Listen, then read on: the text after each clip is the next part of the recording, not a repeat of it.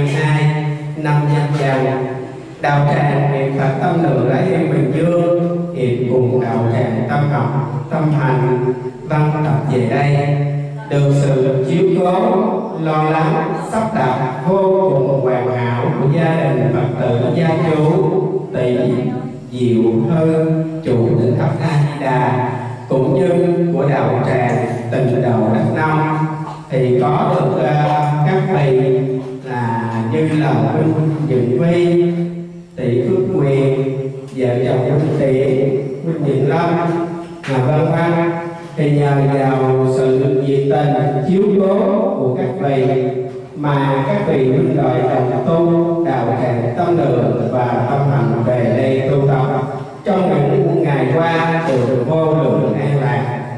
Để tỏ lòng thành kính biết ơn và tri ân, thì giờ này Tịnh Chồng cũng xin được mạn phép xin thay mặt cho hai đạo tràng Tâm Lượng và Tâm Hành xin thành tâm thành kính nguyện đem tất cả những phước thiện lành trong những ngày qua tu tập được, xin thành tâm thành kính hồi hướng công đức phước báo này đến trước cho gia đình Phật tử chủ Tỉnh Thất A Di Đà, gia đình Phật tử Diệu Thư, và hồi hướng đến cho đạo tràng Tịnh Độ Đắk Nông.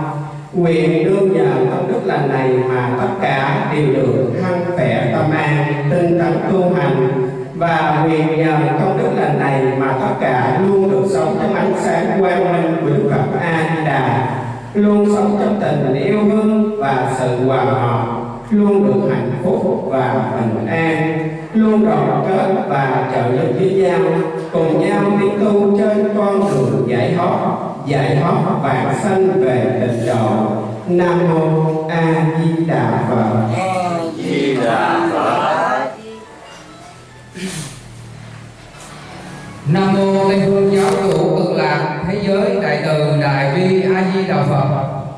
Lời chân thành cảm tạ của hai đạo tràng tỉnh Bình Dương nói chung với toàn thể huynh đệ Lái Thiêu và đạo tràng Tâm Lượng và Tâm Hành tất cả những ngày qua đã lên đây thay mặt cho huynh đệ đạo tràng ở nơi Tỉnh Thất A Di Đà chúng sanh thành tâm cảm niệm công đức của các chư vị liên hữu đồng tu đã dành thời gian quý báu của mình mà đã bỏ ra 2 ngày tịnh tài, cũng giống như là tịnh tâm và phát Bồ Đề tâm phóng sanh để gieo duyên cho tất cả 10 phương pháp giới chúng sanh ở nơi cảnh giới hữu hình và vô hình ở nơi đất Tỉnh Thất A Di Đà này.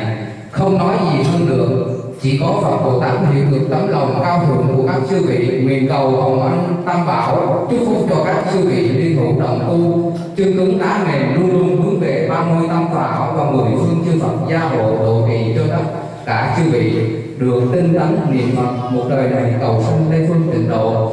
Và cũng không quên tán thán công đức của các liên hữu đồng tu, chẳng hạn như cô Tâm Hoa, chị Đan Liên và tất cả huynh đệ anh chị vợ chồng của Liên Tuyển cùng chú Nhuận Lâm và cô Diệu Ngọc, cô Phước Huyền cùng tất cả bà con thân bằng quyến thuộc ở nơi mảnh đất này xin cảm niệm công đức của chư vị. Thay mặt cho cô Diệu Thư gốc chủ và bà ngoại nơi đây xin cảm niệm công đức của chư vị, nguyện cầu chúng ta hãy có duyên lành và gặp nhau trong những kỳ tới.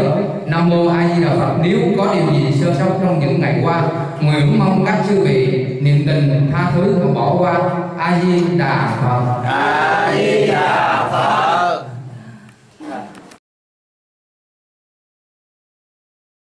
A Di Đà Phật.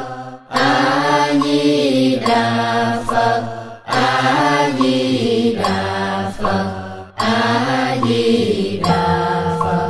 A Di Đà Phật. A Di Đà Phật. A Di Đà Phật. A Di Đà Phật. A Di Đà Phật. A Di Đà Phật. A Di Đà Phật. A Di Đà Phật. A Di Đà Phật. A Di Đà Phật. A Di Đà Phật. A Di Đà Phật. A Di Đà Phật.